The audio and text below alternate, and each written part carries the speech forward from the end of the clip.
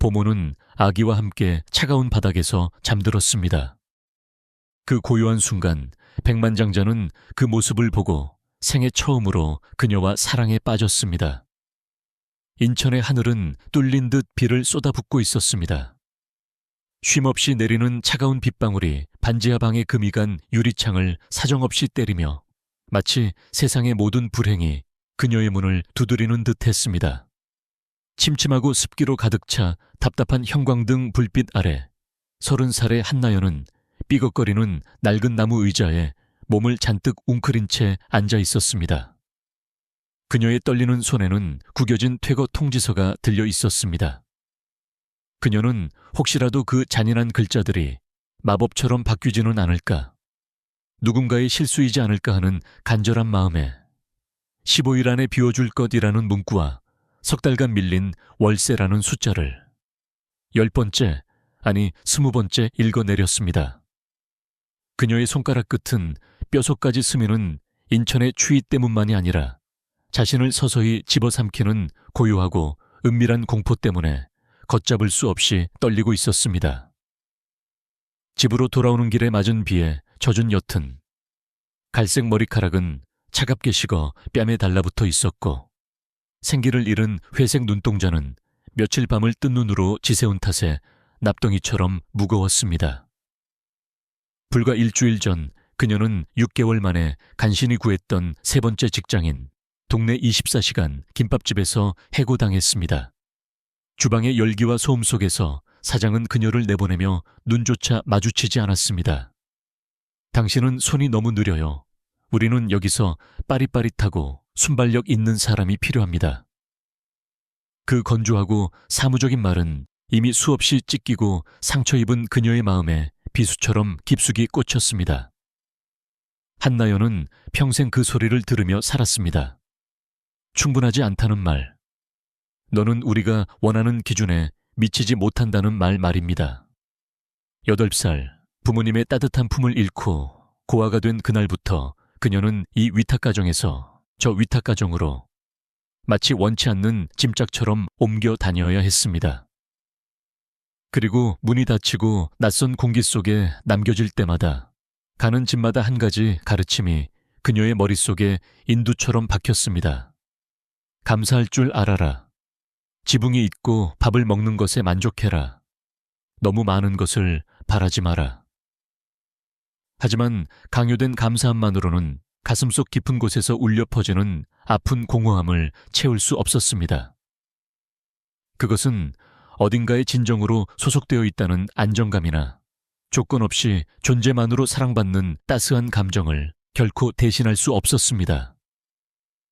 이제 전등도 들어오지 않고 주머니에는 동전 몇 입뿐이며 세상에 의지할 사람이라곤 아무도 없는 이 축축한 반지하 방에 앉아 한나연은 인정하고 싶지 않은 생각을 할 수밖에 없었습니다. 어쩌면 그들이 맞았을지도 몰라. 아마 나는 더 나은 대우를 받을 자격이 없는 딱 이 정도의 삶이 어울리는 사람일지도 몰라 라고 말입니다. 가로등의 희미하고 병든 듯한 불빛이 안개 낀 창문을 통해 방 안으로 흘러들어와 벗겨진 벽지와 곰팡이 핀 구석을 비추며 방을 더욱 차갑고 외롭게 만들었습니다. 한나연은 손에 든 퇴거 통지서를 구겨질 정도로 움켜쥐었지만 그녀의 마음은 이미 현실을 도피하에 좀처럼 떠올리지 않으려 했던 어린 시절의 어둠 속으로 거슬러 올라가 있었습니다. 그녀에게는 친부모님에 대한 실질적인 기억이 희미했습니다. 부모님은 그녀가 고작 8살 때 교통사고로 세상을 떠나셨습니다. 어느 날 밤 따뜻한 이불과 부모님의 숨소리가 있는 방에서 잠들었다가 다음 날 아침 인천 외곽에 있는 보육원의 차가운 철제 침대 위에서 낯선 천장을 보며 눈을 떴습니다. 아무도 찾아오지 않았습니다. 아무도 애정을 담아 그녀의 이름을 부드럽게 불러주지 않았습니다. 보육원은 물리적으로 잔인하지는 않았지만 정서적으로는 사막처럼 메말라 있었습니다. 관리자들은 과중한 업무에 치여 늘 지쳐 있었고 아이들을 위한 자원은 언제나 부족했습니다. 한나연은 그곳에서 살아남기 위해 모든 일을 조용히 눈에 띄지 않게 하는 법을 배웠습니다. 자신의 낡은 옷을 스스로 반듯하게 개고 드물게 생기는 사탕 조각을 친구들과 나누며 밤이 되어 전등이 꺼졌을 때 베개에 얼굴을 묻고 소리 없이 눈물을 삼키는 법을 배웠습니다. 매년 그녀는 누군가 자신을 선택해 주길, 이 철창 없는 감옥에서 데리고 나가 주길 간절히 바랐지만 그런 기적은 거의 일어나지 않았습니다. 11살 때 그녀는 쌍둥이 형제가 있고 집안에서 항상 레몬 세정제 냄새가 나는 깔끔한 가정인 칼슨 부부의 집으로 입양되었습니다. 처음으로 갖게 된 가족이라는 울타리에 희망이 있어 보였습니다. 하지만 그것은 칼슨 부인이 차가운 표정으로 나연아, 너는 집안일을 도와야 한다. 밥값을 해야지. 그것이 우리가 너에게 감사함을 가르치는 방식이다. 라고 말하기 전까지만 유효했습니다. 그때 어린 한나연은 뼈저리게 깨달았습니다. 그녀는 딸로 입양된 것이 아니라 먹여주고 재워주는 대가로 부리는 공짜 일손이었습니다. 칼슨 부부 이후에 세 가족을 더 거쳤습니다. 각자 처음에는 달콤한 약속을 했지만 결국에는 그 아이는 우리와 잘 맞지 않는 것 같네요. 너무 우울해해요. 라고 말하며 파양 절차를 밟았습니다. 12살 때 한나연은 희망을 품는 것을 그만두었습니다. 희망은 고통만 연장시킬 뿐이라는 것을 배웠기 때문입니다. 그녀는 자신의 것이 아닌 낯선 복도에서 유령처럼 사는 법을 배웠고 어른들의 미세한 표정 변화를 살피는 눈치와 언제든 짐을 쌀 수 있도록 마음을 닫고 다음 작별을 준비하는 방어적인 태도를 갖게 되었습니다. 석 달이 지나도 사라지지 않는 다정한 부름을 받아본 적이 없었습니다. 무엇이든 오랫동안 간직할 수 없었습니다. 모든 장난감, 모든 옷, 그리고 잠시 느꼈던 찰나의 안전함도 하룻밤 사이에 연기처럼 사라질 수 있었습니다. 이제 30살이 된 지금도 세상으로부터 버려졌다는 그 똑같은 통증이 그녀의 내면 깊은 곳에 조용하지만 꾸준하게 살아 숨쉬고 있었습니다. 마치 결코 완전히 아물지 않고 건드리면 다시 터지는 오래된 상처처럼 말입니다. 그리고 오늘 밤 그 상처는 한 번도 치료된 적이 없었던 것처럼 붉은 피를 흘리며 욱신거렸습니다. 갑자기 정적을 찍고 울린 전화벨 소리가 그녀를 절망의 나락에서 현실로 끌어올렸습니다. 그녀의 유일한 진정한 친구이자 버팀목인 박민지였습니다. 그녀는 강원도 평창의 부유한 별장 단지에서 상주 가사 도우미로 일하는 언제나 긍정적이고 따뜻한 마음을 가진 사람이었습니다. 나연아, 좋은 소식이 있어. 늘 에너지가 넘치는 박민지가 수화기 너머로 활기차게 외쳤습니다. 우리 옆집 남자가 급하게 집안일을 도와주고 아기를 돌봐줄 사람이 필요하대. 보수도 꽤 좋고 무엇보다 숙식이 제공돼. 너 지금 방 문제 때문에 골치 아프잖아.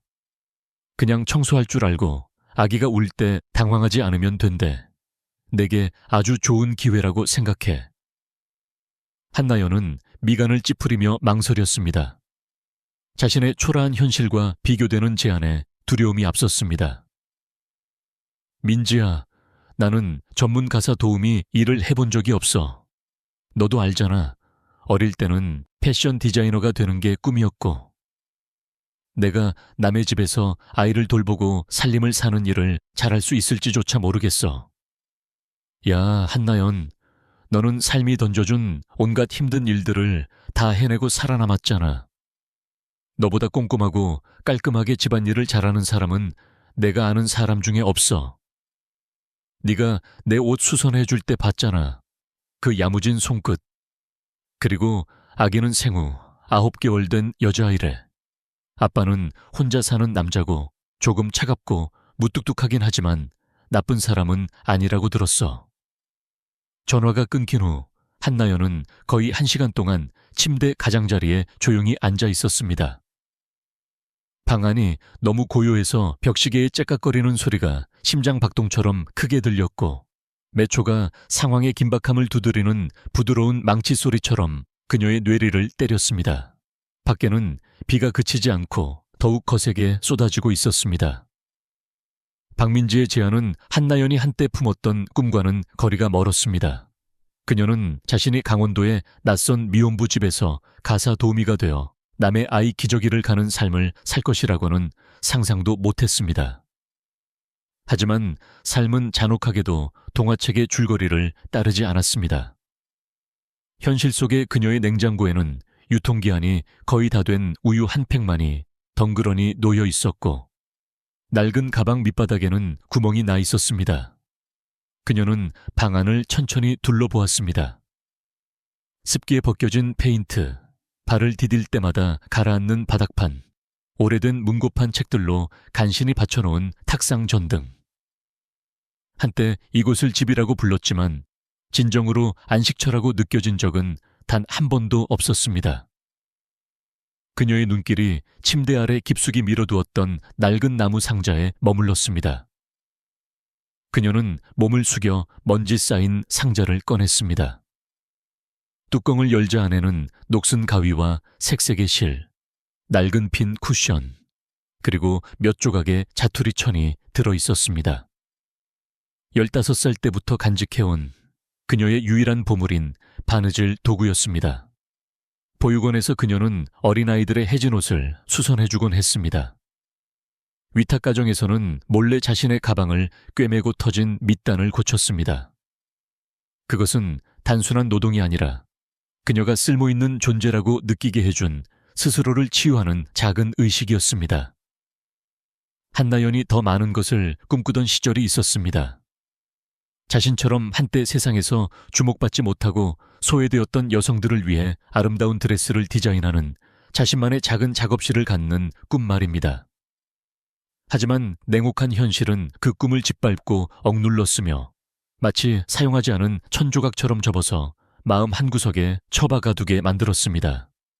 마침내 그녀는 깊은 한숨을 내쉬며 결심했습니다.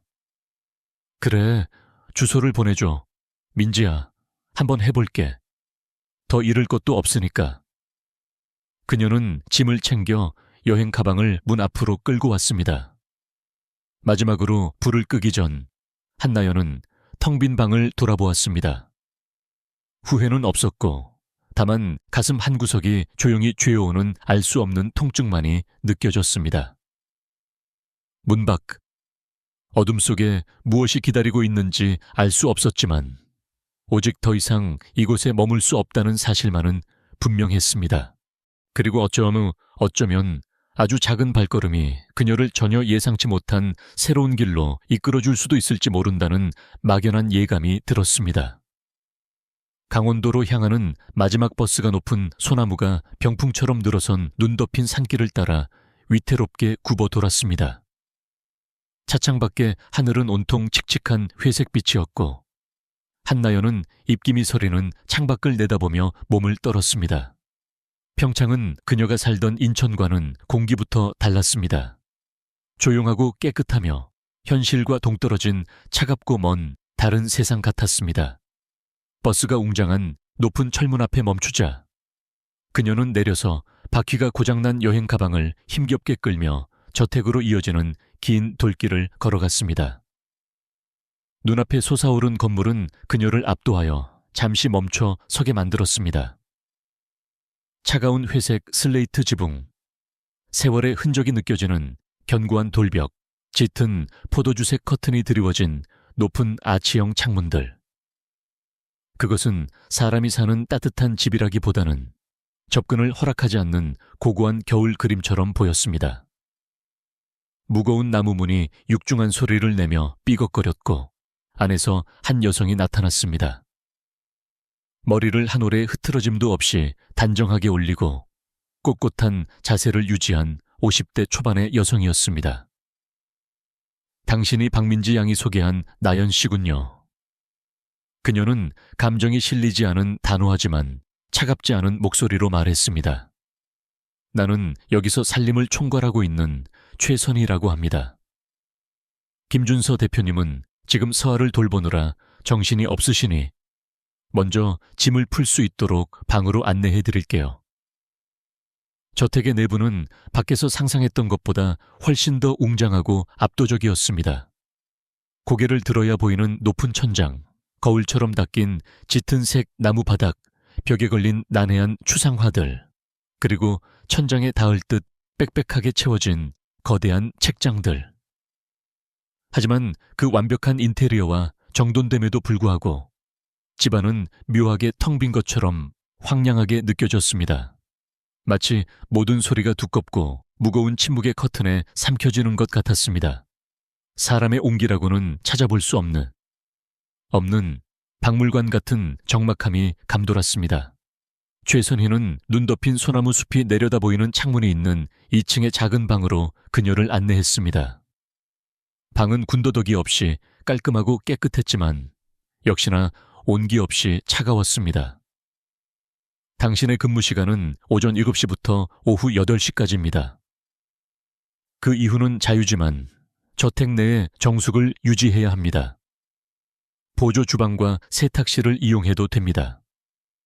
아기 서아는 낮에 전문적으로 돌봐주는 보모가 따로 오지만 가끔 김준서 대표님이나 내가 바쁠 때 혹은 보모가 부재 중일 때는 일손이 필요할 겁니다. 한나연은 긴장한 채 고개를 끄덕였습니다.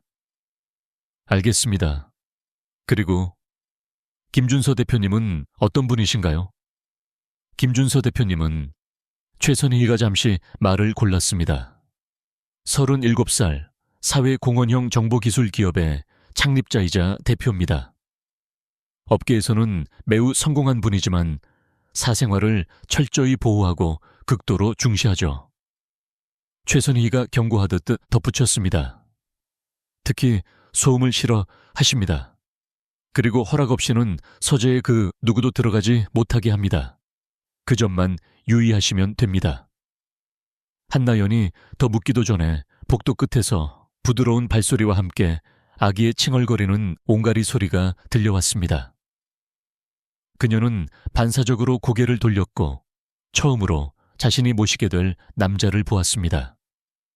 순백색 니트를 입은 아주 작은 여자아이를 안고 계단 꼭대기에 김준서가 나타났습니다.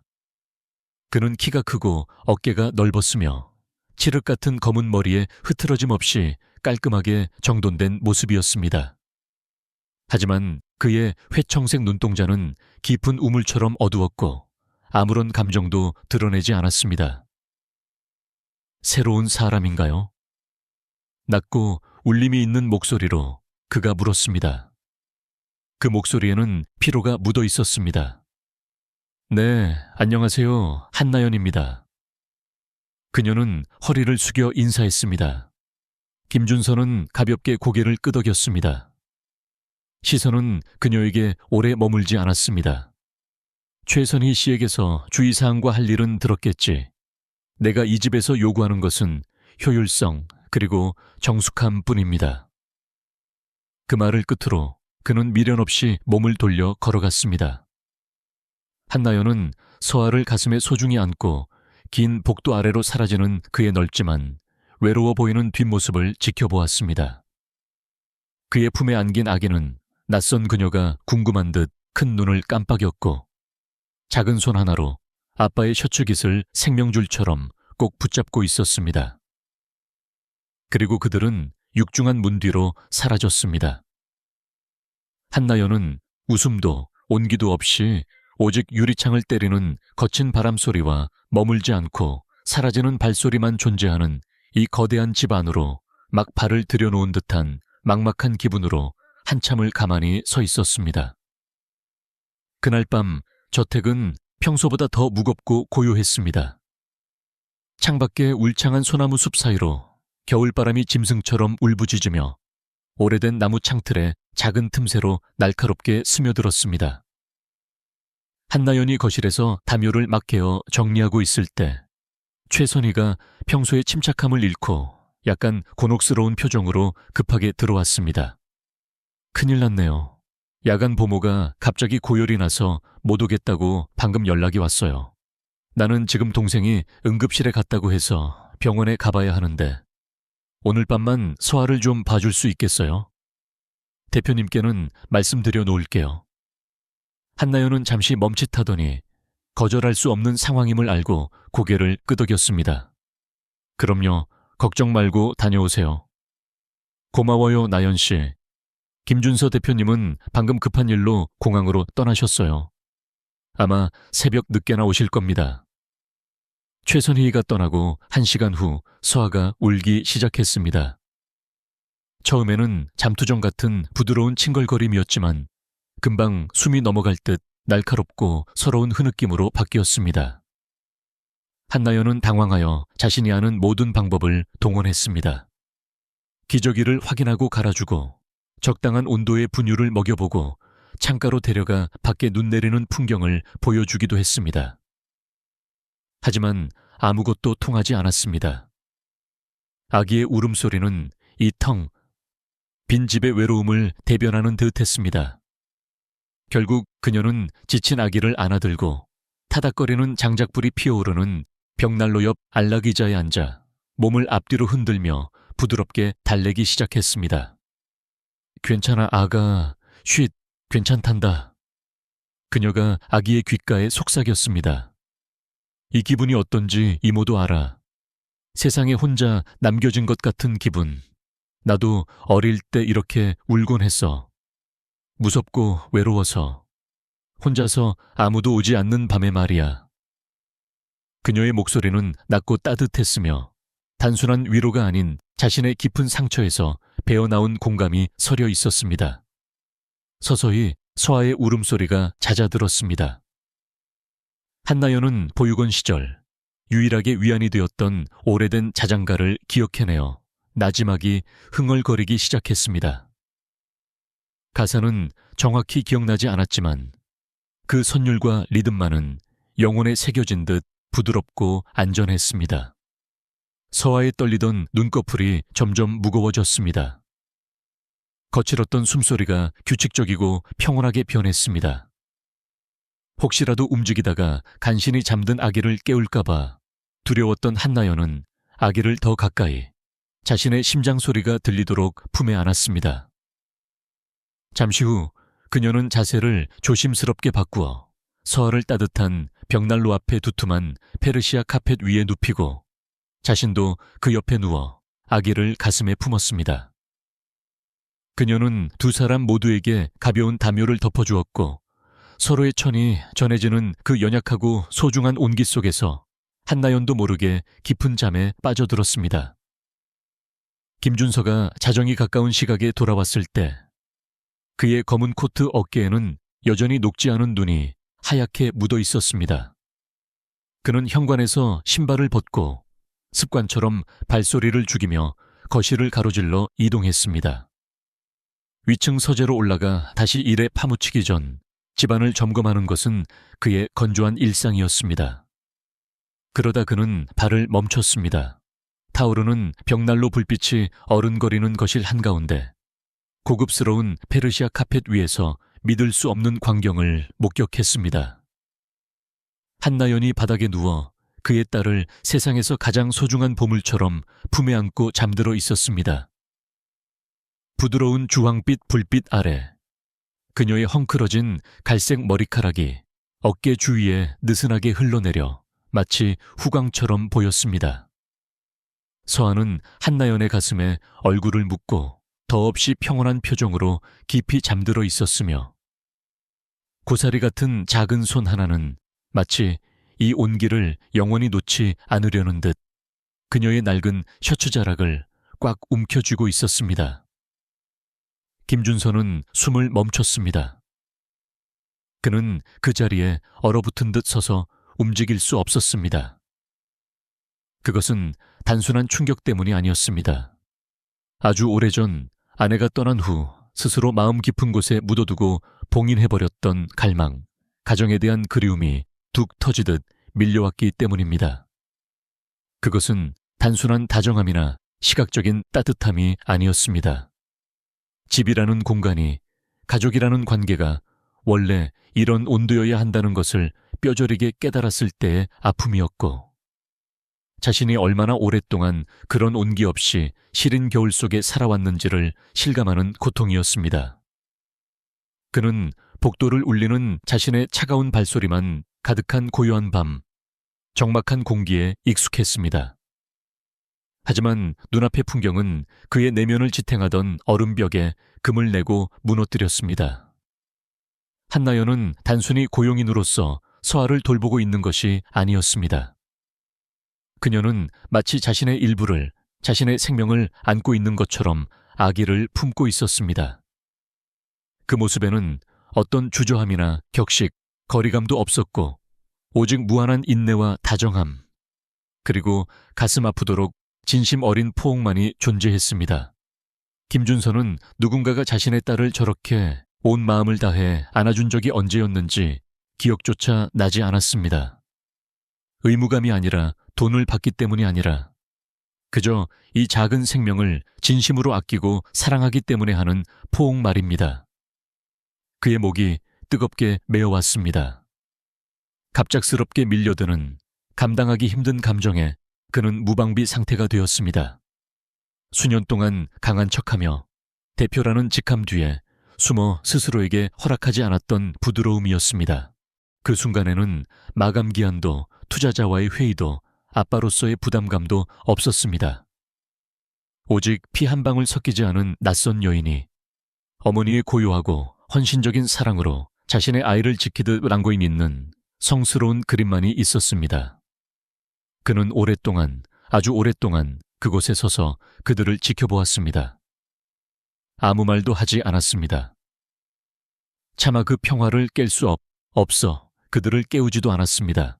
대신 그는 조용히 다가가 거실에 밝은 전등을 끄고 소파에서 여분의 두툼한 담요를 가져와 잠든 두 사람의 어깨 위에 세상에서 가장 조심스러운 손길로 덮어주었습니다. 그날 밤 이후 한나연이 벽난로 옆에서 서아와 함께 잠들었던 그 마법 같은 저녁 일에 대해 아무도 입 밖으로 내어 언급하지 않았습니다. 하지만 분명히 이 차가운 저택의 공기 속에서 무언가가 변했습니다. 겉으로 드러나거나 말로 내뱉지는 않았지만 조용히 그리고 은밀하게 마치 봄이 오듯 변화가 시작되었습니다. 김준서는 그녀를 더 많이, 더 주의 깊게 지켜보기 시작했습니다. 그녀가 아침 식사 시간에 최선희의 커피잔에 김이 모락모락 나는 커피를 조용히 따를 때, 그녀가 늦은 오후 주방 한구석에 앉아 떨어진 단추를 달거나 낡은 코트를 꼼꼼하게 수선할 때, 기저귀를 갈며 칭얼거리는 서아에게 다정한 목소리로 쉼없이 속삭일 때, 그는 여전히 말은 없었지만 그의 시선은 이전보다 더 깊어졌고 더 오래 그녀에게 머물렀습니다. 어느 비가 추적추적 내리는 오후, 한나연은 저택의 웅장한 도서관에서 높은 선반의 먼지를 닦고 있었습니다. 최선희가 첫날 초대받지 않으면 절대 출입 금지라고 엄격하게 말했던 바로 그 금단의 방이었습니다. 하지만 오늘따라 육중한 문은 살짝 열려 있었고 김준서는 창가에 서서 낡은 가죽 장정된 책을 손에 든 채 비 내리는 밖을 응시하고 있었습니다. 책 읽는 거 좋아합니까? 그가 그녀를 쳐다보지도 않고 책에서 눈을 떼지 않은 채 낮은 목소리로 불쑥 물었습니다.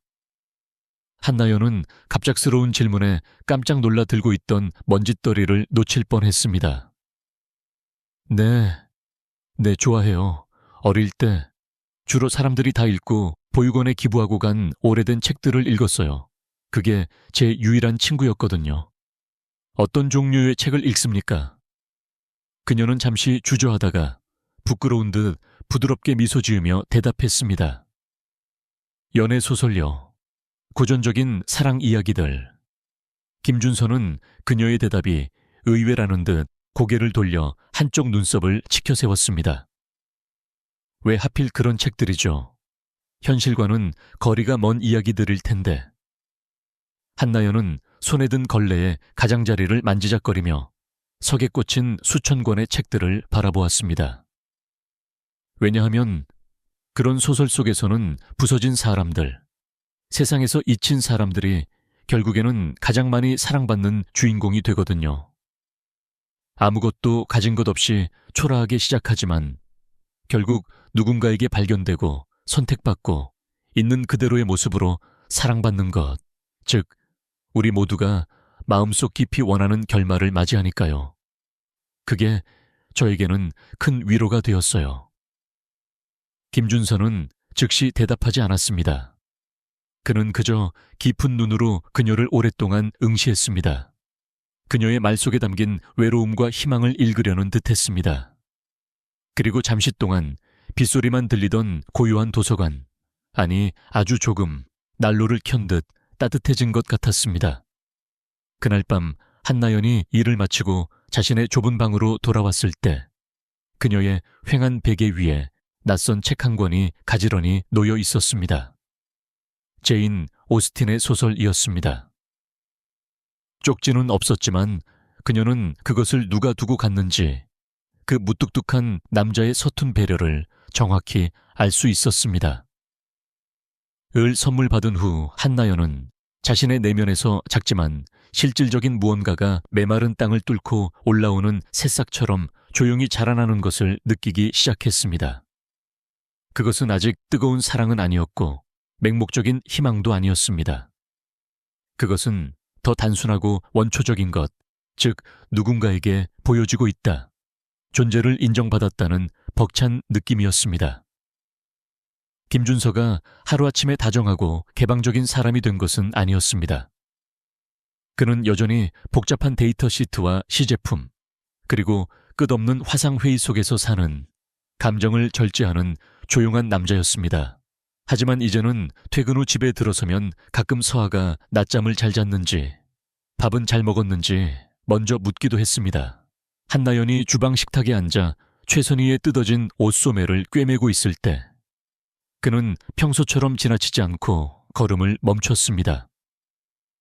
그리고 가끔, 아주 가끔 그들의 눈이 마주칠 때면 이름 모를 무언가가, 말로는 설명할 수 없는 전류가 그들 사이를 지나가기에 충분한, 짧지만 긴 시간이 흘렀습니다.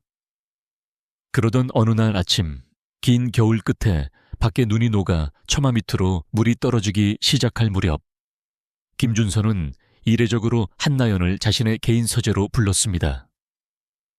넓은 마호가니, 책상 위에는 복잡한 서류들과 부드럽게 빛나는 노트북 화면이 어지럽게 펼쳐져 있었습니다. 새로운 프로젝트를 기획 중인데 당신의 의견이 필요합니다.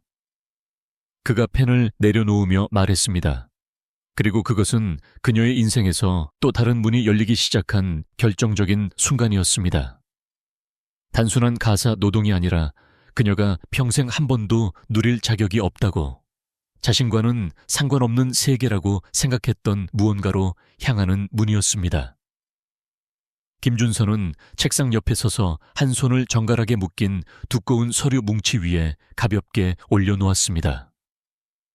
한나연은 처음 이 집에 도착한 날처럼 주눅들고 다른 사람의 완벽한 세상에 실수로 들어온 손님 같은 기분으로 조심스럽게 서재 안으로 발을 들여놓았습니다. 하지만 이 방은 집의 다른 부분과는 공기가 달랐습니다. 차갑거나 멀게 느껴지지 않았습니다. 큰 창문을 통해 들어오는 부드러운 아침 햇살과 은은하게 퍼지는 소나무 향기, 그리고 커피 향이 섞여 공간이 살아 숨 쉬는 것처럼 느껴졌습니다. 미혼 모두를 위한 통합 지원 앱을 만들고 있습니다. 김준서가 화면을 응시하며 건조하게 설명했습니다. 정부 지원 정보, 법률 구조, 육아용품 나눔, 그리고 그들끼리의 상호 지원을 위한 커뮤니티 플랫폼, 진짜 도움이 되는 공간을 만들고 싶습니다. 한나연은 놀라움에 눈썹을 약간 치켜세웠습니다. 냉철한 사업가인 그와 같은 남자에게서 기대할 법한 이익을 추구하는 프로젝트가 아니었습니다. 나는 이것이 탁상 공론이 아닌 실제적인 도움이 되길 원합니다. 김준서가 그녀를 향해 몸을 돌리며 진지한 눈빛으로 계속했습니다. 기술자나 경영자의 차가운 관점이 아니라 세상으로부터 버려진다는 것이 어떤 기분인지 뼈저리게 아는 사람, 현실에서 하루하루 살아갈 때 무엇이 가장 절실하게 부족한지 이해하는 사람의 시각이 필요합니다. 한나연의 심장 박동이 느려졌다가 다시 거세게 뛰기 시작했습니다. 평생 누구도 그녀에게 사회적으로 중요한 일에 대해 의견을 물어본 적이 없었습니다. 그녀의 삶은 늘 남이 시키는 허드레시를 하고 주어진 과업을 조용히 수행하는 것에 불과했지, 그녀가 무엇을 생각하고 느끼는지 질문받는 것이 아니었습니다. 그런데 갑자기 화면 속의 그녀를 알지도 못하는 엘리트들로 가득 찬 방이 그녀의 작은 목소리를 듣기 위해 기다리고 있었습니다. 그것은 두려우면서도 가슴 벅차게 아름다운 일이었습니다. 저는 제가 감히 그럴 자격이 있는지 모르겠어요. 그녀가 자신 없는 목소리로 조용히 말했습니다. 저는 대학 학위도 없고 정보기술 분야에서 일해본 적도 없고요. 그저 고등학교만 나온 고아일 뿐이에요. 김준서는 그녀의 말을 자르지 않고 끝까지 경청했습니다. 하지만 당신에게는 그 박사들이 가지지 못한 경험이 있습니다. 그는 단호하게 말했습니다. 아무도 내 말을 들어주지 않는다는 것, 목소리를 내지 못한다는 것이 얼마나 고통스러운지 당신은 알지 않습니까? 나는 이 앱이 기술적인 도구를 넘어 그들이 혼자가 아니라고 느끼는 공간이 되길 바랍니다. 당신처럼요. 한나연은 오랫동안 그를 바라보았습니다. 그의 눈 속에서 진심을 읽었습니다. 그리고 그녀는 천천히 고개를 끄덕였습니다. 그 후 며칠 동안 김준서는 그녀를 개발팀과의 비공식 화상회의에 꾸준히 초대했습니다. 처음에는 그녀가 구석에 앉아 노트를 적으며 조용히 듣기만 했습니다. 용어가 낯설고 어려웠습니다. 하지만 서서히 그녀는 조심스럽게, 그러다 명확하게, 그리고 나중에는 자신의 경험을 바탕으로 자신감 있게 말하기 시작했습니다. 기술자들이 화려한 디자인과 복잡한 화면 구성을 토론할 때 그녀가 손을 들어 끼어들었습니다. 저기, 조금 더 단순하게 만드는 게 어떨까요? 글씨도 더 키우고요. 우리가 대상으로 하는 어머니들은 최신폰이 아니라 액정이 깨진 오래된 휴대전화를 쓸 확률이 높아요. 그리고 한 손으로 우는 아기를 안고 기저귀를 가는 틈틈이 급하게 이 앱을 확인할 거예요. 복잡하면 포기하게 되었대요. 그녀의 인생에서 처음으로 배우고 가진 것 많은 사람들이 그녀의 말을 듣기 위해 동작을 멈췄습니다. 아무도 그녀를 무시하거나 비웃지 않았습니다. 대신 그들은 고개를 끄덕이며 노트를 적고 그녀에게 좋은 지적 감사합니다라고 말하며 계획을 전면 수정했습니다. 또 다른 회의에서 단체 채팅 기능에 대해 논의할 때 한나연은 익명 모드가 반드시 있어야 해요. 자신의 가난이나 상황을 판단받을까봐 두려워서 정말 급해도 말을 꺼내지 못하는 사람들도 많거든요. 라고 제안했습니다. 김준서는 단순히 그녀의 의견을 듣기만 한 것이 아니었습니다. 그는 그녀를 팀의 일원으로 인정하고 사용자 설문, 조사 분석, 청중 통찰력 보고, 따뜻한 위로가 담긴 콘텐츠 초안 작성 등 구체적인 역할들을 맡기기 시작했습니다. 그러던 어느 저녁 늦은 시간까지 이어진 긴 화상회의 세션이 끝난 후 김준서가 물을 마시러 한나연이 컵을 헹구고 있는 주방으로 들어왔습니다. 오늘 회의 아주 훌륭했습니다. 당신 덕분에 방향을 잡았어요. 그의 목소리는 평소보다 한결 부드러웠고 미세한 떨림이 있었습니다. 한나연은 설거지하던 손을 멈추고 뒤돌아보지 않은 채 수줍게 미소 지었습니다. 저는 제가 이런 기술과 관련된 일을 좋아하게 될 줄은 꿈에도 몰랐어요. 하지만 누군가에게, 특히 저 같은 사람들에게 실질적인 도움이 된다는 느낌이 살아있다는 걸 느끼게 해주네요. 잠시 주방에 따뜻한 정적이 흐른 뒤 김준서가 거의 들리지 않을 정도로 다정하게 덧붙였습니다. 나는 아내를 잃고 나서 다시 누군가를 여자를 신뢰하게 될 줄 몰랐는데 이제 당신을 신뢰합니다, 나연 씨. 그들은 잠시 아무 말 없이 서로를 바라보았습니다. 화려한 사랑 고백도 없었고 극적인 스킨십도 없었지만 그들 사이에는 갑작스러운 열정이 아닌 서로의 상처를 알아보는 꾸준한 존재와 신뢰로 태어난 무언가가 시작되었음을 조용히 인정하는 공기마저 멈춘 듯한 순간이었습니다. 하지만 운명은 그들에게 평탄한 길만을 허락하지 않았습니다. 이번 시즌의 첫눈이 예상보다 일찍 폭설처럼 내렸습니다. 한나연이 세탁실에서 뽀송뽀송하게 마른 수건을 개고 있을 때 김준서의 SUV나 최선희의 오래된 세단 소리와는 다른 낯설고 고급스러운 엔진 소리가 들렸습니다. 소리가 하얗게 내린 창문을 통해 그녀는 매끄러운 검은색 최고급 세단이 집 앞에 미끄러지듯 멈추는 것을 보았습니다. 운전석 문이 열리고 한 여성이 내렸습니다. 키가 크고 늘씬하며 화려한 금발에 세련된 카라멜색 가죽 코트를 입은 그녀의 모든 몸짓과 발걸음에는 이곳이 낯선 곳이 아니라는 익숙한 소속감이 깊게 배어 있었습니다. 한나연은 이유도 모른 채 심장이 쿵쾅거렸고 본능적인 불안감을 느꼈습니다. 10분 후 세탁물 바구니를 들고 위층으로 올라가던 그녀는 서재 쪽에서 들려오는 김준서의 차분하지만 억눌린 낮은 목소리와 추억과 그리움이 짙게 밴 부드러운 여성의 목소리가 섞여 들리는 것을 들었습니다. 한나연은 복도 한가운데서 얼어붙은 듯 멈춰 섰고 본능적으로 소리가 나는 서재 쪽으로 몸을 돌렸습니다. 문이 살짝 열려 있었습니다. 좁은 문틈 사이로 보이는 광경은 그녀의 숨을 멎게 했습니다. 김준서가 그 낯선 여성을 마주보고 서 있었고 놀랍게도 그의 딸 서아는 그 여성의 품에 안겨 마치 친엄마 품인 양 평온하게 잠들어 있었습니다. 준서 씨, 문제를 일으키고 싶지는 않아. 그 여성이 서아의 뺨을 조심스럽게 쓰다듬으며 물기 어린 목소리로 다정하게 말했습니다. 그냥 이 아이가 미치도록 보고 싶었고 그리고 당신이 보고 싶었을 뿐이야. 우리가 다시 시작할 수 없을까? 김준서는 즉시 대답하지 않았습니다. 그를 둘러싼 공기가 무겁게 가라앉았습니다. 그의 침묵은 평소보다 더 길게 영원처럼 이어졌고 문 밖에서 듣고 있던 한나연의 내면에서는 무언가가 아마도 희망이라고 불렀던 유리 조각이 조용히 하지만 산산이 부서져 내렸습니다. 그녀는 더 이상 듣기 위해 그곳에 머물 수 없었습니다. 비참함이 파도처럼 밀려왔습니다. 한나연은 몸을 돌려 도망치듯 빠르게 자신의 방으로 걸어갔습니다.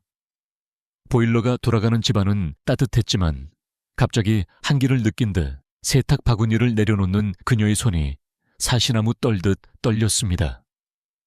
하지만 그 뼈 시린 추위는 외부가 아닌 그녀의 내면 깊은 곳에서 터져 나온 것이었습니다. 그녀는 그때 뼈저리게 깨달았습니다. 자신은 그저 잠시 머무는 돈을 받고 일하는 이방인일 뿐이라는 잔인한 사실을 말입니다. 김준서가 한때 그녀를 신뢰했다고 말했더라도 그의 시선이 다정하게 머물렀더라도 그들이 공유한 과거와 핏줄이라는 거대한 벽 앞에서 그녀는 경쟁할 수 있는 대상조차 아니었습니다. 이혜진이라는 그 여인은 노력할 필요조차 없었습니다. 그녀에게는 그와 함께한 역사가 있었고 그와 함께 낳은 아이가 있었으며 당당하게 요구할 수 있는 자리가 있었습니다. 그리고 한나연, 그녀는 아무 연고도 없는 곳에서 온 고아였습니다. 내세울 학위도 든든한 가족도 사람들이 멈춰서서 주목하게 만들 화려한 이력서도 없었습니다. 그녀가 가진 것이라고는 오직 진심 어린 마음뿐이었는데 이제 그 마음조차 갈 곳을 잃고 초라해졌습니다. 그날 밤 한나연은 짐을 싸며 작은 쪽지를 썼습니다. 눈물 자국이 남지 않도록 조심하며 쓴 쪽지를 주방의 차가운 대리석 조리대 위에 올려두었습니다.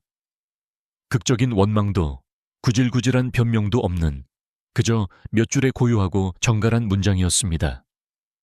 잠시나마 제가 이곳에서 쓸모있는 사람, 소중한 사람이라고 느끼게 해주셔서 감사합니다. 서아는 정말 천사 같은 아이예요. 대표님과 서아, 그리고 그분, 세 가족의 앞날에 축복이 가득하길 진심으로 빕니다.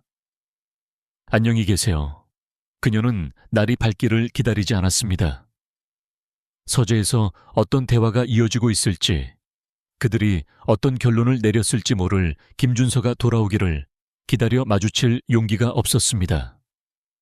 그녀는 단순히 문을 닫고 무릎까지 쌓인 눈 덮인 길 위로 바퀴 빠진 여행 가방을 끌며 한때 자신의 새로운 시작이 될 수 있다고 믿었던 모든 희망과 온기를 뒤로 한 채 떠났습니다. 차가운 새벽 공기가 그녀의 젖은 뺨을 때렸습니다. 그렇게 한나연은 또다시 떠났습니다. 하지만 이번에는 도망치는 것이 아니었습니다. 서두르지 않았고 울부짖지도 않았습니다.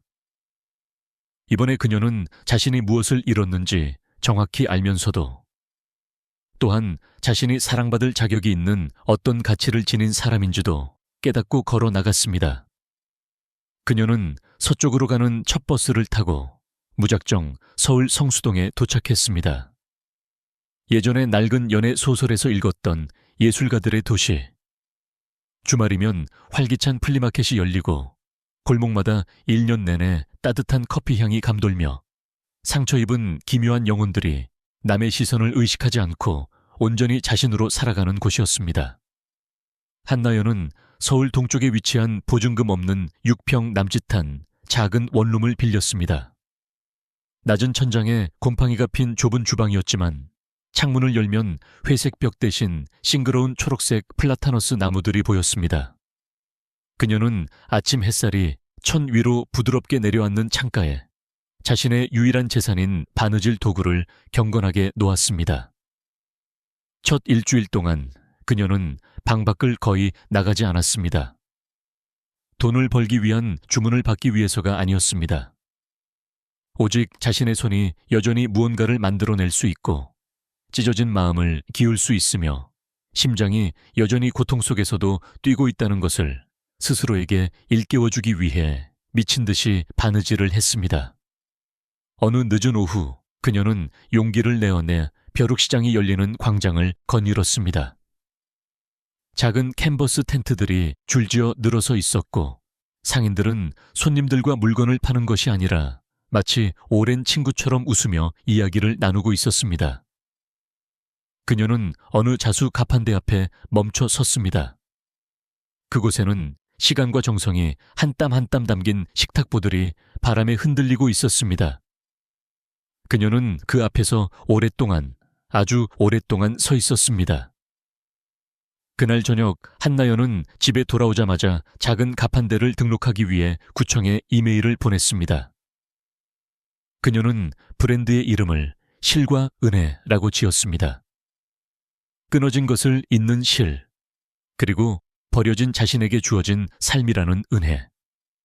3주 후 그녀는 벼룩시장 한 구석에 주워온 낡은 나무 탁자를 차려놓고 밤새워 손수 바느질한 천 제품들을 떨리는 손으로 펼쳐놓았습니다. 에코백, 손수건, 그리고 자투리천으로 만든 몇 가지 작은 파우치 샘플들이었습니다.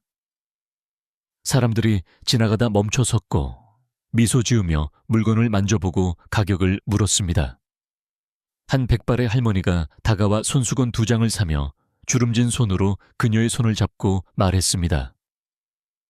요즘 젊은 사람 같지 않게 옛날 사람처럼 정성스럽게 마음을 담아 바느질을 했네요. 따뜻해요. 그것이 그녀의 첫 판매였고 첫 인정이었습니다. 그 후 입소문이 났습니다. 누군가 다시 찾아와 자신만의 맞춤형 가방을 요청했습니다. 또 다른 사람은 어머니가 물려주신 낡은 코트를 가져와 리폼을 부탁했습니다. 서서히, 아주 서서히 한나연은 바빠졌습니다. 부유해진 것은 아니었지만 하루 세끼를 걱정하지 않을 만큼은 되었습니다. 그리고 무엇보다 중요한 것은 바늘과 실을 잡고 무언가에 집중할 때마다 그녀 자신이 세상에 온전히 실제하고 있으며 쓸모있는 존재라는 느낌을 받는다는 것이었습니다. 몇 달 후 안정을 찾은 한나연은 심리 상담을 시작했습니다. 처음 2번의 세션 동안 그녀는 입을 떼지 못하고 아무 말도 하지 않았습니다. 하지만 3번째 세션에서 상담사가 부드럽게 나연 씨, 마지막으로 세상에서 버려졌다고 느낀 게 언제였나요? 라고 물었을 때 그녀는 댐이 무너지듯 오열했습니다. 그때부터 일주일에 한 번씩 그녀는 마음속 깊이 엉켜있던 기억의 매듭들을 하나씩 풀어나갔습니다.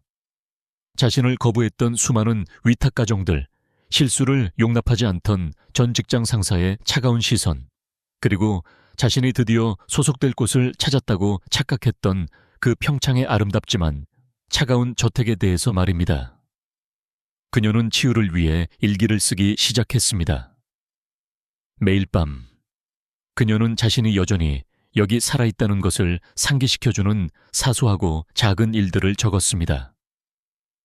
그녀의 가방을 보고 환하게 미소 짓던 손님, 버려질 뻔하다가 예쁜 파우치로 재탄생한 천조각, 그리고 처음으로 가슴을 짓누르는 중압감 없이 새소리를 들으며 눈을 뜬 아침 같은 것들 말입니다. 그녀는 여전히 밤이면 서아를 생각하며 기도했습니다. 여전히 김준서의 깊은 눈동자를 기억하며 가슴 아파했습니다. 하지만 이제 그것들은 더 이상 그녀를 베는 날카로운 상처가 아니었습니다. 그것들은 인생의 한 챕터였고 더 이상 자신이 소속되지 않은 곳일 때 사랑하더라도 떠나는 법을 가르쳐준 부드럽고 슬픈 교훈이었습니다. 50번째 주문, 즉 홀로 아이를 키우는 미혼모를 위한 튼튼한 기저귀 가방 제작을 마친 날, 그녀는 돌아가는 재봉틀 앞에 가만히 서 있었습니다. 울지도 않았고 웃지도 않았습니다. 그녀는 그저 심장 위에 손을 얹고 허공을 향해 조용히 고맙습니다 라고 속삭였습니다. 그녀는 예전에 그 위태롭던 자리에 있지 않았지만 이번에는 확실히 알고 있었습니다. 그녀는 타인의 인정이 아닌 자기 자신을 향해 단단히 걷고 있었습니다. 서울 성수동의 시간은 마치 도시 자체가 부서진 마음이 치유되려면 느리고 부드러운 리듬이 필요하다는 것을 이해하는 것처럼 평온하게 흘러갔습니다. 한나연은 평창의 저택을 떠난 지 며칠이 지났는지 세는 것을 멈췄습니다. 더 이상 잊으려고 애쓰지도 않았고 기억한다고 해서 아프지도 않았습니다. 기억은 더 이상 그녀를 심연으로 끌어당기는 닻이 아니었습니다. 그것은 그녀의 내면을 흐르는 조용한 시냇물처럼 그녀가 얼마나 멀리 헤엄쳐 왔는지를 일깨워주는 이정표가 되었습니다. 매주 주말 실과 은혜, 가판대는 또 다른 주문과 호기심 어린 방문객, 그리고 상처를 가진 사람들과의 진솔한 대화들을 맞이했습니다. 바늘에 실을 꿰고 한 땀 한 땀 당길 때마다 그녀는 한때 갈기갈기 찢겨 버려졌다고 느꼈던 자신의 영혼 조각들을 서서히 기워나가는 기분이었습니다. 그녀는 이것으로 충분할지도 모른다고 생각했습니다. 화려하지 않아도 세상 사람들에게 크게 보이지 않더라도 내면이 온전하고 평화로운 조용한 삶과 꾸준한 리듬 말입니다. 그러던 어느 늦은 가을 오후, 붉은 노을, 햇살이 마켓 텐트 위로 비단처럼 얇게 드리워졌을 때 등 뒤에서 낮고 조심스러운, 그러나 결코 잊을 수 없는 익숙한 목소리가 들려왔습니다. 나연 씨. 심장이 덜컥 내려앉았습니다. 한나연은 천천히 몸을 돌렸습니다. 그녀는 아무 말도 하지 않았고 예의 바르게 미소 짓지도 않았습니다. 하지만 그녀의 부드럽고 놀란 듯하며 다시 상처받지 않으려 살짝 경계하는 깊은 눈동자는 마치 온 세상이 이 가냘픈 숨결 하나를 위해 회전을 멈춘 것처럼 김준서를 그 자리에 붙잡아 두었습니다. 한나연이 떠난 후 평창의 저택은 더 이상 집이 아니었습니다. 그곳은 그저 비싼 돌과 숨막히는 정적뿐인 차갑고 텅 빈 껍데기로 돌아갔습니다. 김준서는 처음에는 그것을 인정하지 않았습니다.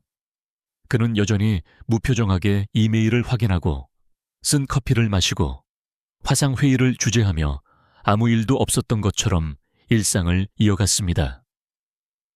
이혜진과의 재결합 시도는 며칠 만에 실패로 돌아갔습니다. 과거는 과거일 뿐 이미 깨진 그릇은 다시 붙일 수 없었습니다. 날이 갈수록 그가 쌓아올린 안정이라는 환상은 조금씩 깎여 나갔습니다. 한나연이 한때 서아를 위해 정성스럽게 수놓았던 손수건은 이제 서랍 깊숙한 곳에 접혀 있었습니다. 하지만 서아는 다른 비싼 담요나 장난감을 줘도 웃지 않았습니다. 아기는 밤마다 더 많이, 더 서럽게 울었습니다. 열도 없고 이가 나는 것도 아니었으며 어디 아픈 곳도 없는데 그저 밤마다 잠 못 이루고 누군가를 찾듯 울부짖었습니다.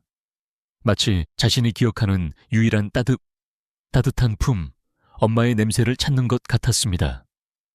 김준서는 모든 방법을 동원했습니다. 밤새 아기를 안고 거실을 서성이고 서툰 목소리로 한나연이 불러주던 그 자장가를 흥얼거려 보기도 했지만 아무것도 통하지 않았습니다. 아기의 울음은 그를 미치게 만들었습니다. 처음에는 한마디 상의도 없이 떠난 한나연에게 배신감을 느꼈고 화가 났습니다. 그리고 그녀를 잡지 않고 보내준 자신에게 화가 났습니다.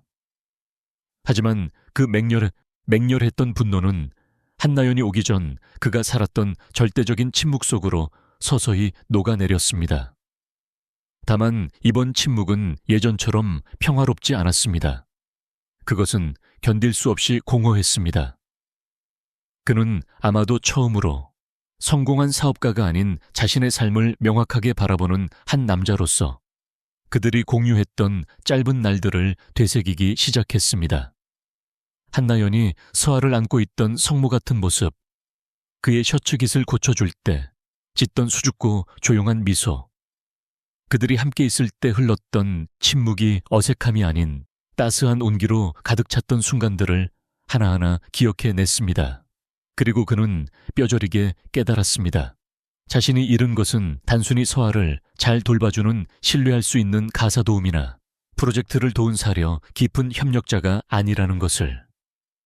그는 자신에게 부나 성공을 증명하라고 요구하지 않고 그저 김준서라는 사람을 진정으로 바라봐준 유일한 사람을, 자신의 영혼의 반쪽을 잃은 것이었습니다. 김준서는 며칠 동안 회사에 나가지 않았습니다. 모든 중요한 회의를 취소하고 임원들의 전화를 무시한 채 텅 빈 거실에서 서아 옆에 앉아 멍하니 생각했습니다. 사랑을 놓쳐버린 겁쟁이인 내가 과연 이 아이에게 어떻게 사랑을 가르칠 수 있을까? 어떻게 행복을 가르칠 수 있을까? 어느 날 아침 밤새 울던 서아가 마침내 지쳐 그의 어깨에서 잠든 후 그는 결심한 듯 서재로 들어갔습니다. 그는 자신을 올가매고 있던 모든 불합리한 투자 계약서와 독소 조항들을 책상 위에 펼쳤습니다. 그리고 그 모든 것을 하나씩 되돌리기 시작했습니다. 이사회에 긴급 이메일을 보내고 자신의 경영권을 위협하던 제한된 모든 주식의 자사주 매입을 공격적으로 협상했으며 수익을 위해 타협을 요구하는 모든 제안을 단호하게 거절했습니다. 마지막 화상회의에서 그는 임원들에게 선언했습니다. 이 앱은 나연 씨, 아니, 세상의 편견에 맞서 아이를 키우는 사람들을 위해 만들어진 것입니다. 우리가 그들의 마음을 이해하지 못한다면 우리는 그들의 돈을 가질 자격이 없습니다. 그리고 나는 누구를 위한 것인지 목적을 잊어버린 프로젝트를 더 이상 이끌고 싶지 않습니다. 그는 막대한 위약금을 무는 대가를 치르고 서명했습니다. Paid dearly, 비싸게 지불함. 하지만 수년 만에 처음으로 김준서는 서류상의 숫자가 아니라 가슴속 깊은 곳에서 진정한 자유를 느꼈습니다. 한 달 후 그는 모든 것을 정리하고 서울 성수동에 왔습니다. 그녀의 정확한 주소는 없었습니다.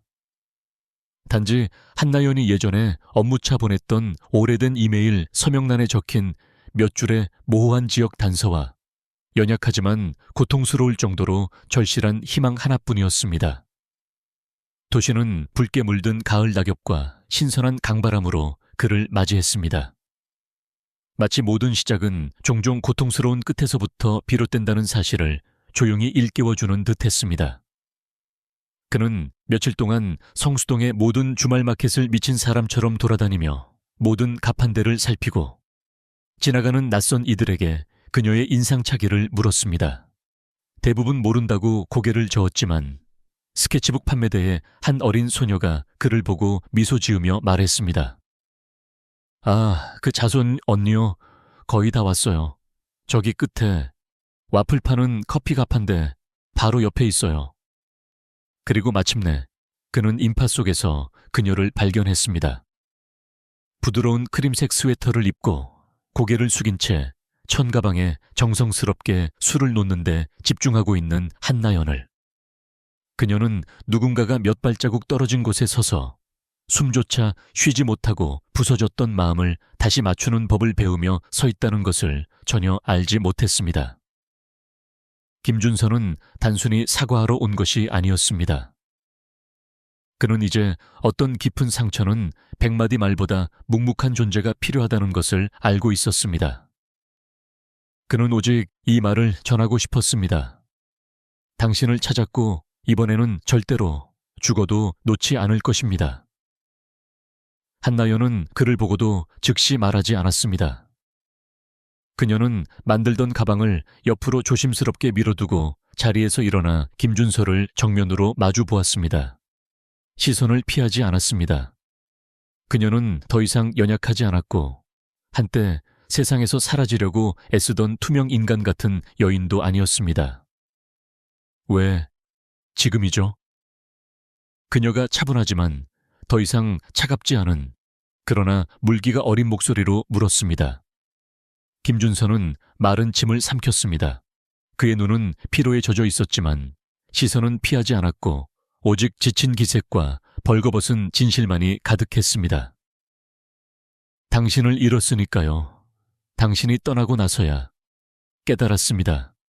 당신 없이는 내가 가진 그 모든 돈과 명예가 진정으로 가진 것이 아니라는 것을요.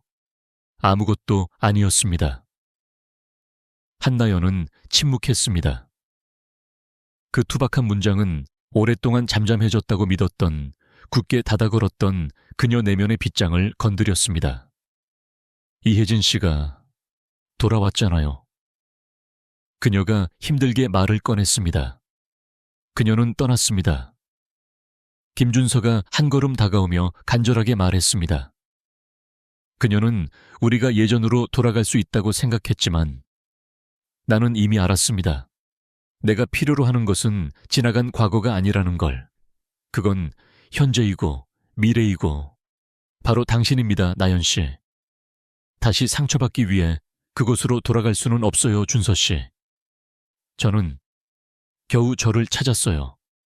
그는 이해한다는 듯 고개를 끄덕이며 그녀의 눈높이를 맞추기 위해 몸을 낮췄습니다.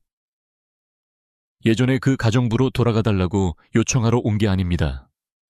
우리가 전혀 새로운 방식으로 동등하게 다시 시작할 수 있는지 묻고 싶어서 왔습니다. 나의 파트너이자 내 아이의 어머니, 그리고 내가 다시는 당연하게 여기지 않을 내 생명보다 소중한 한 여성으로서 말입니다. 한나연은 그날 당장 대답하지 않았습니다. 튕기거나 도망치기 위해서가 아니라 이 선택이 순간의 감정이나 충동이 아닌 진정한 마음의 평온함에서 온 것인지 확신하기 위해 시간이 필요하다고 했습니다. 김준서는 기다렸습니다. 그는 성수동 근처에 숙소를 잡고 매일 그녀를 찾아왔습니다. 그들은 한때 서로를 깊이 알았던 이방인들처럼 처음부터 다시 시작했습니다. 함께 손을 잡고 주말 시장에 가고 벤치에 앉아 도시락을 먹으며 앱의 새로운 버전을 기획하고 밤마다 울지 않고 이제는 두 부모가 함께 앉아 있을 때 까르르 웃음을 터뜨리는 서아에게 동화책을 읽어주었습니다. 3개월 후 벚꽃이 흩날리는 어느 따스한 봄날 아침, 김준서는 마켓에 있는 한나연의 가판대로 걸어와 수많은 사람들 앞에서 그녀 앞에 무릎을 꿇었습니다. 그의 손에는 화려한 다이아몬드도 붉은 장미도 없었습니다. 대신 그가 밤새 서툴게 만든 손으로 직접 수놓은 투박한 천 반지가 들려 있었습니다. 거기에는 빗둘배둘한 글씨로 나는 당신을 선택합니다 라고 적혀 있었습니다. 그리고 그 순간 한나연은 알았습니다. 이번에는 이 남자는 절대로 무슨 일이 있어도 떠나지 않을 것이라는 사실을요. 마켓의 모든 사람들이 환호하며 박수를 보냈습니다. 누군가는 감동하여 울었고, 누군가는 사진을 찍었으며, 누군가는 이것이 모두의 승리이자 잊힌 모든 외로운 마음들의 구원인 것처럼 달려와 한나연을 꽉 안아주었습니다. 그들은 바로 그 시장 한복판에서 결혼식을 올렸습니다. 화려한 호텔도 비싼 장식도 없었습니다. 소박하고 따뜻했습니다. 시장 상인들, 친구들, 지나가던 이웃들, 부드러운 거리 음악, 그리고 꾸며내지 않은 진실한 미소만이 그들을 축복했습니다. 6개월 후 그들은 햇살과 푸른 식물, 그리고 벽에 핀으로 고정된 다채로운 직물 스케치들로 가득 찬 성수동의 작은 주택에서 살고 있었습니다. 한나연은 둘째 아이를 임신 중이었습니다. 김준서는 여전히 앱을 운영하며 이제 한국을 넘어 10개국에 서비스를 제공하고 수백만 명의 미혼모들이 고립되지 않고 공동체와 지원 그리고 희망을 찾도록 돕고 있습니다. 그리고 한나연 그녀는 더 이상 구석에 조용히 앉아 눈치 보던 소녀가 아니었습니다. 실과 은혜는 장인 정신과 회복 탄력성 그리고 고요한 아름다움의 상징이 되어 백화점에 입점했습니다. 그녀는 디자인 컨퍼런스에서 자신의 이야기를 강연하고 전국으로 주문을 배송했습니다. 하지만 그 바쁜 와중에도 매일 아침 그녀는 여전히 창가에서 흔들림 없는 손과 가득 찬 마음으로 직접 바느질을 했습니다. 초심을 잃지 않기 위해서였습니다. 어느 평화로운 아침 식사 중에 이제 3살이 되어 종알종알 말을 잘하는 서아가 물었습니다. 엄마, 왜 아무도 말 안 하는데 혼자 웃고 있어요? 한나연은 커피를 마시던 김준서를 바라본 다음 자신의 부른 배를 부드럽게 쓰다듬으며 내려다보았습니다. 그리고 서아의 머리를 넘겨주며 다정하게 말했습니다. 왜냐하면 엄마는 아무것도 없었던 춥고 외로웠던 때를 기억하거든. 그런데 지금은 이렇게 모든 걸 가졌단다. 그렇게 한때 자신이 타인의 삶을 잠시 지나치는 배경 같은 존재일 뿐이라고 믿게 만들었던 차가운 세상에서 한나연은 마침내 자신이 머물 곳 진짜 집을 찾았습니다. 누군가 그녀를 필요로 해서가 아니라 그녀 스스로가 사랑받고 행복해질 자격이 있다는 것을 마침내 알게 되었기 때문입니다.